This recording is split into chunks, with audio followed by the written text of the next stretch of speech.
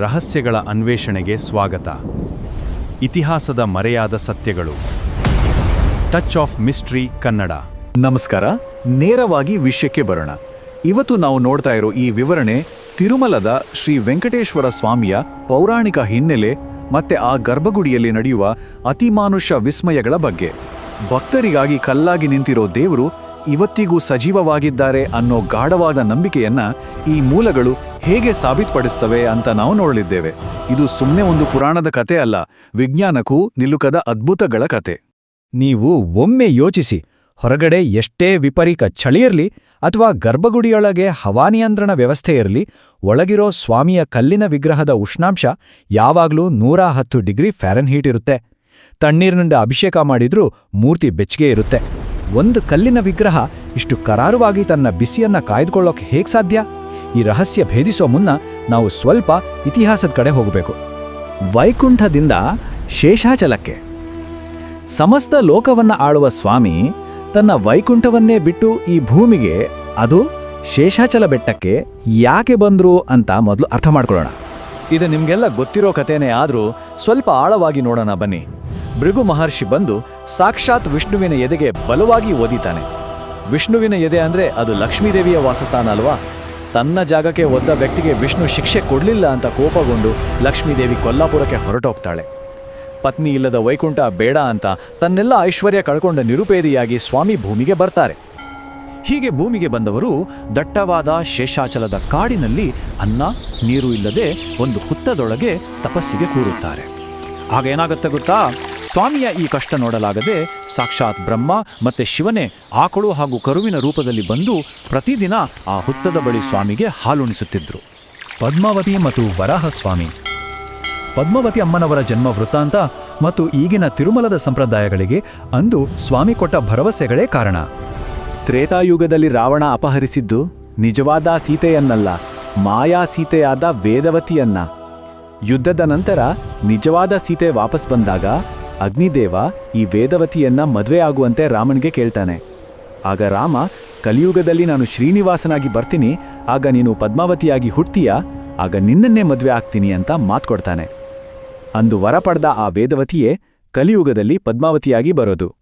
ಇಲ್ಲಿನ ಅತ್ಯಂತ ಕಟ್ಟುನಿಟ್ಟಿನ ನಿಯಮ ಅಂದ್ರೆ ಮೊದಲ ದರ್ಶನ, ಮೊದಲ ನೈವೇದ್ಯ. ಶೇಷಾಚಲ ಬೆಟ್ಟ ಮೂಲತಃ ವರಾಹಸ್ವಾಮಿಯ ಒಡೆತನದಲ್ಲಿತ್ತು. ತನಗೆ ಅಲ್ಲಿ ಇರಲು ಜಾಗ ಕೊಟ್ಟಿದ್ದಕ್ಕೆ ಶ್ರೀನಿವಾಸ ವರಾಹಸ್ವಾಮಿಗೆ ಒಂದು ಮಾತು ಕೊಡುತ್ತಾರೆ. ಲಕ್ಷಾಂತರ ಭಕ್ತರು ಮೊದಲು ವರಾಹಸ್ವಾಮಿಗೆ ನಮಸ್ಕರಿಸಿ ನೈವೇದ್ಯ ಅರ್ಪಿಸಿದ ಮೇಲೆಯೇ ನನ್ನ ದರ್ಶನಕ್ಕೆ ಬರಬೇಕು ಅಂತ. ಇಂದಿಗೂ ತಿರುಮಲದಲ್ಲಿ ಪಾಲಿಸ್ತಾ ಇರೋದು ಇದೇ ನಿಯಮ. ಗಾಯ ಮತ್ತು ಕಸ್ತೂರಿ ನಾಮ. ಗರ್ಭಗುಡಿಯಲ್ಲಿರುವ ಆ ಸುಂದರ ವಿಗ್ರಹದ ಮೇಲಿರುವ ವಿಶಿಷ್ಟವಾದ ಗುರುತುಗಳ ಹಿಂದಿನ ಕತೆ ಏನು ಅಂತ ಈಗ ನೋಡೋಣ. ಹುತ್ತದಲ್ಲಿ ಸ್ವಾಮಿಗೆ ಹಾಲುಣಿಸುತ್ತಿದ್ದ ಗೋಮಾತೆಯ ಮೇಲೆ ಆ ಹಸುವಿನ ಮಾಲೀಕ ಕೋಪದಿಂದ ಕೊಡಲಿ ಎಸೆಯುತ್ತಾನೆ. ಆಗ ಆ ಮೂಕ ಪ್ರಾಣಿಯನ್ನ ಉಳಿಸೋಕೆ ಸ್ವಾಮಿ ತನ್ನ ತಲೆಯನ್ನೇ ಅಡ್ಡ ಇಡ್ತಾರೆ. ಆ ಕೊಡಲಿ ಏಟು ನೇರವಾಗಿ ಸ್ವಾಮಿಯ ತಲೆ ಹಾಗೂ ಗಲ್ಲಕ್ಕೆ ಬಡಿದು ರಕ್ತ ಬರುತ್ತೆ. ಇಲ್ಲೇ ನೋಡಿ ಅಸಲಿ ವಿಚಾರ ಇರೋದು. ಆ ಕೊಡಲಿ ಏಟಿನಿಂದ ತಲೆನೋವು ಬರಬಾರದು ಅಂತಾನೆ ಹಣೆ ಮೇಲೆ ದಪ್ಪನಾದ ಬೆಳ್ಳಗಿನ ಕಸ್ತೂರಿ ನಾಮ ಹಾಕ್ತಾರೆ. ಹಾಗೆಯೇ ಗಲ್ಲದ ಮೇಲಿರೋ ಗಾಯ ಹಸಿಯಾಗಿ ಉಳಿಬಾರದು ಅಂತ ಪ್ರತಿದಿನ ಗಲ್ಲಕ್ಕೆ ಪಚ್ಚ ಕರ್ಪೂರ ಹಚ್ತಾರೆ. ಗರ್ಭಗುಡಿಯ ನಿಗೂಢ ವಿಸ್ಮಯಗಳು. ಪೌರಾಣಿಕ ಕಥೆಗಳಿಂದ ಈಗ ನೇರವಾಗಿ ವಿಜ್ಞಾನಕ್ಕೂ ನಿಲುಕದ ಅದ್ಭುತಗಳ ಕಡೆ ಸಾಗೋಣ ಬನ್ನಿ. ಯಾವುದೇ ಸಾಮಾನ್ಯ ಕಲ್ಲಿನ ವಿಗ್ರಹಕ್ಕೆ ಪಚ್ಚ ಕರ್ಪೂರ ಹಚ್ಚಿದ್ರೆ ಅದರ ಸ್ಟ್ರಾಂಗ್ ಕೆಮಿಕಲ್ ರಿಯಾಕ್ಷನ್ನಿಂದ ಕಲ್ಲು ಕೆಲವೇ ದಿನಗಳಲ್ಲೇ ಬಿರುಕು ಬಿಡುತ್ತೆ. ಆದರೆ 100 ವರ್ಷಗಳಿಂದ ಪ್ರತಿ ದಿನ ಹಚ್ತಾ ಇದ್ರು ವೆಂಕಟೇಶ್ವರ ಸ್ವಾಮಿಯ ವಿಗ್ರಹದ ಮೇಲೆ ಒಂದು ಸಣ್ಣ ಗೀರು ಕೂಡ ಬಿದ್ದಿಲ್ಲ.